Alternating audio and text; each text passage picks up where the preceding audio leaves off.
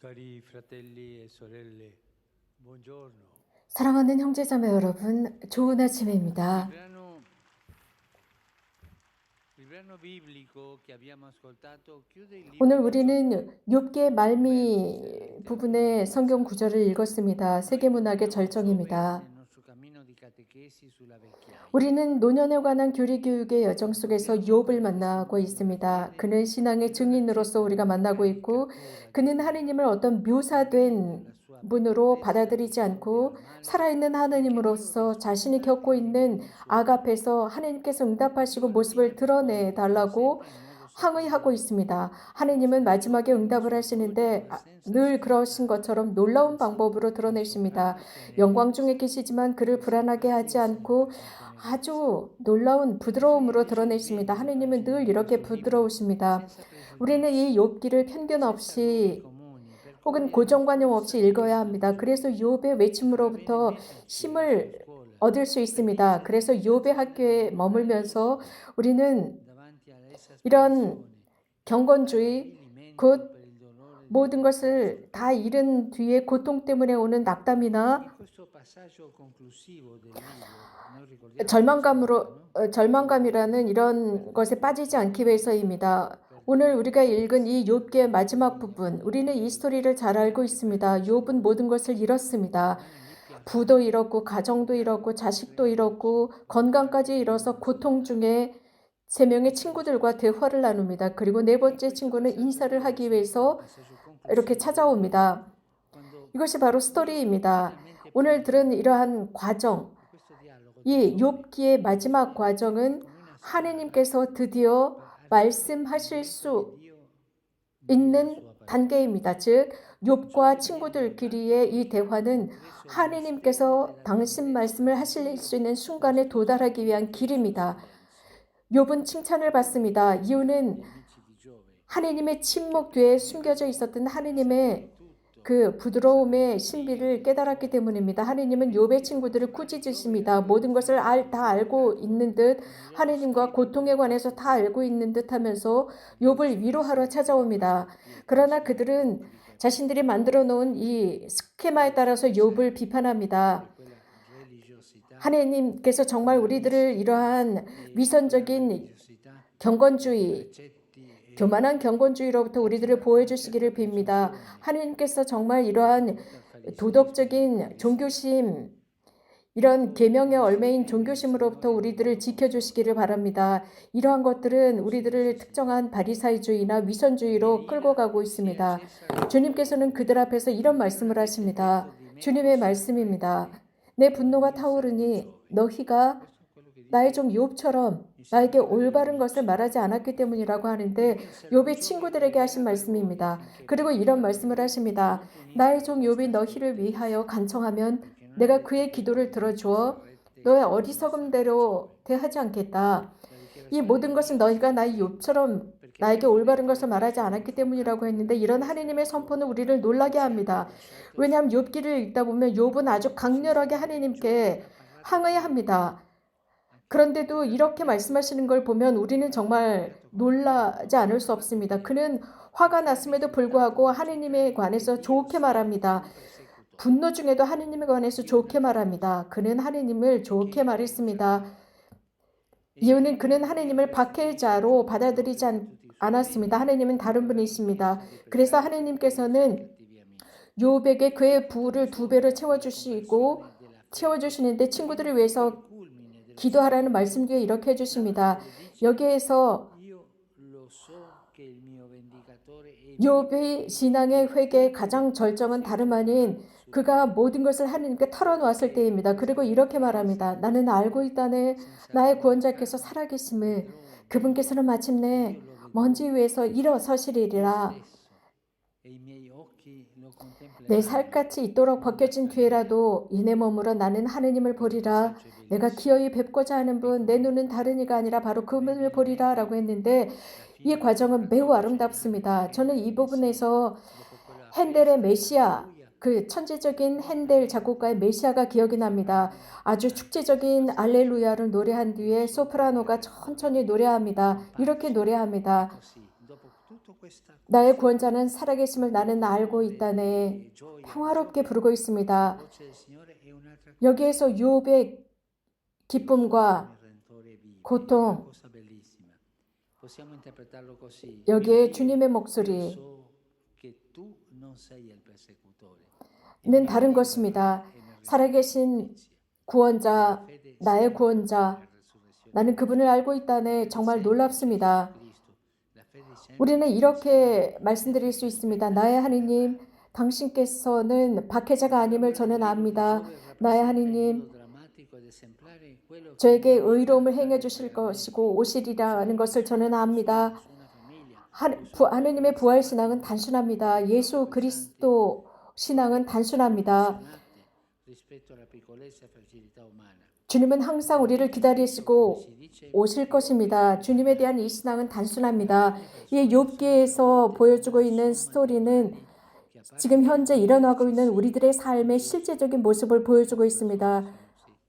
예를 들어서 어느 한 사람이나 어떤 가정이나 어떤 공동체, 어떤 민족에게 지나치게 과도한 어떤 시련이 일어나고 있을 때, 너무나 큰 짐처럼 일어나고 있을 때 우리는 그것을 보고 있습니다. 하지만 인간의 나약함 앞에서 이런 것들이 엄청나다는 것을 느끼지만 하지만 또 우리는 자주 이런 말을 하죠. 불행이 겹친다라는 말이 있습니다.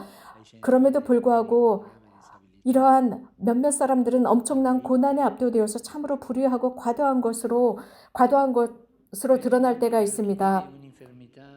우리는 이런 사람들을 알고 있습니다. 그들의 고통의 외침이 우리들을 놀라게 합니다. 하지만 우리는 그들의 그 굳건한 믿음을 보고 놀라워합니다. 그들의 사랑, 그들의 침묵을 보고 놀라워합니다. 중증 장애를 지닌 아이를 지닌 부모들을 보십시오. 혹은 평생 큰 장애를 가지고 살아가야 하는 사람들이나 혹은 그들의 가족, 그들과 함께하는 가족들을 보십시오. 이런 상황들은 자주 경제적인 결핍으로 더 심각해지고 있습니다.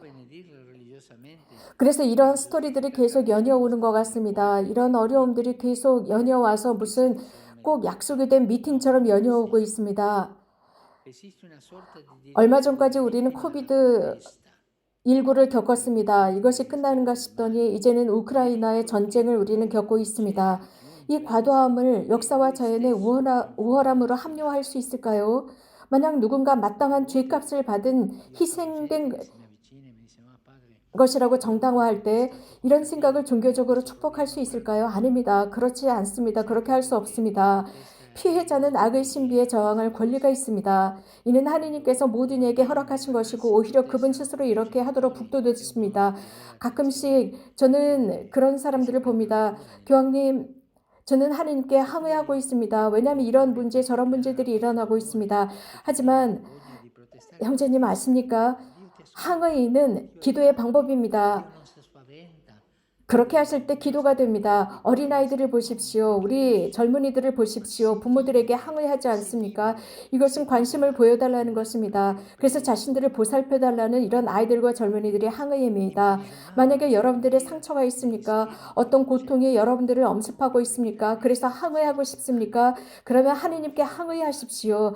하느님은 여러분들의 목소리를 들으십니다. 하느님은 아버지이시고 하느님은 여러분들의 그런 항의성의 기도에 놀라워하지 않으십니다. 하느님은 이해하십니다. 기도를 통해서 여러분들 자유로워지십시오. 여러분들의 기도 안에서 자유로워지십시오. 여러분들이 만들어 놓은 어떤 스케마적인 기도 안에 갇혀 계시지 마십시오. 기도는 이렇게 자발적인 것이어야 합니다. 여러분들의 입에서 나오는 대로 하셔야 합니다. 아버지 앞에서 아들이 하는 것처럼.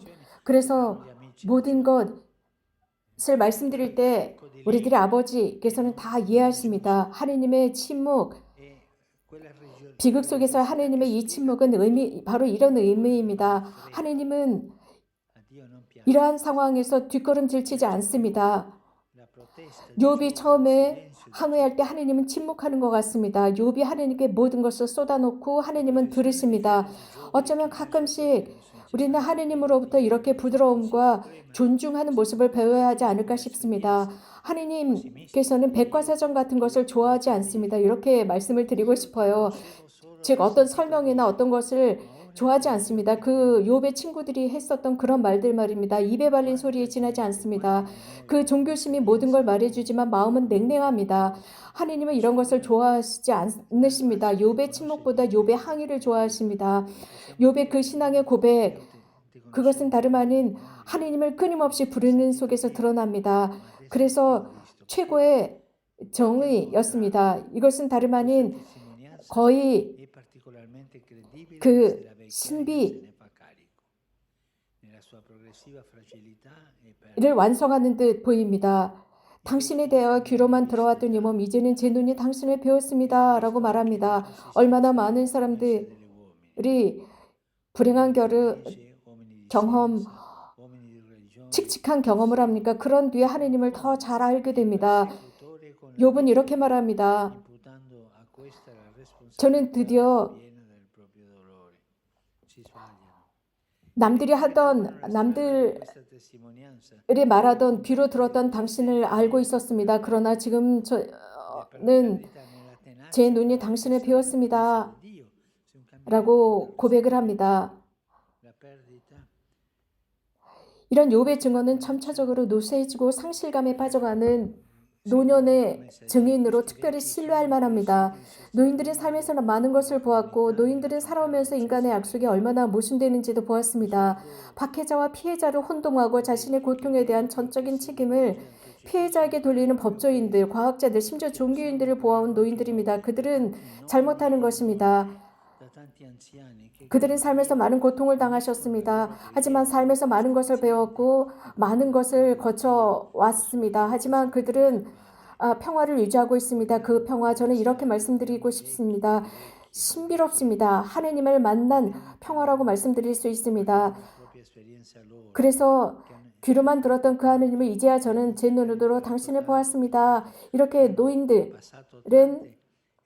하느님의 아드님의 그 평화와 닮아가고 있습니다. 그 하느님의 아들은 온전히 하느님께 십자가에서 당신을 봉헌하신 분입니다. 올분을 하느님의 약속을 기다리는 굳건함으로 바꾸는 이런 모범의 길을 노인들은 찾습니다.